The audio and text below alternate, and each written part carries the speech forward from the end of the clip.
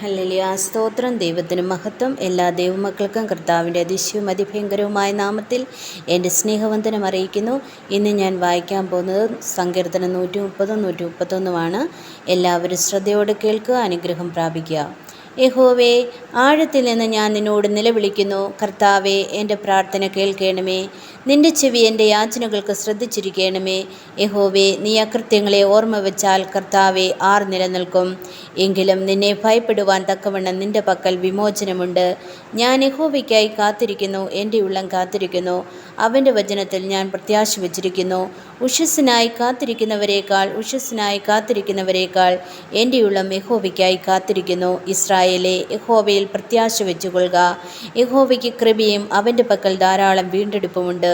അവൻ ഇസ്രായേലിനെ അവൻ്റെ അകൃത്യങ്ങളിൽ നിന്നൊക്കെയും വീണ്ടെടുക്കും. ആമേൻ. യഹോവേ, എൻ്റെ ഹൃദയം ഗർവിച്ചിരിക്കുന്നില്ല, ഞാൻ നിഗളിച്ച് നടക്കുന്നില്ല. എൻ്റെ ബുദ്ധിക്കെത്താത്ത വൻ കാര്യങ്ങളിലും അത്ഭുത വിഷയങ്ങളിലും ഞാൻ ഇടപെടുന്നതുമില്ല. ഞാൻ എൻ്റെ പ്രാണനെ താലോലിച്ച് മിണ്ടാതാക്കിയിരിക്കുന്നു. തൻ്റെ അമ്മയുടെ അടുക്കൽ മുലകുടി മാറിയ പൈതൽ എന്ന പോലെ എൻ്റെ പ്രാണൻ എൻ്റെ അടുക്കൽ മുലകുടി മാറിയതുപോലെയാകുന്നു. ഇസ്രായേലേ, ഇന്നു മുതൽ എന്നേക്കും യഹോവയിൽ പ്രത്യാശ വെച്ചുകൊള്ളുക.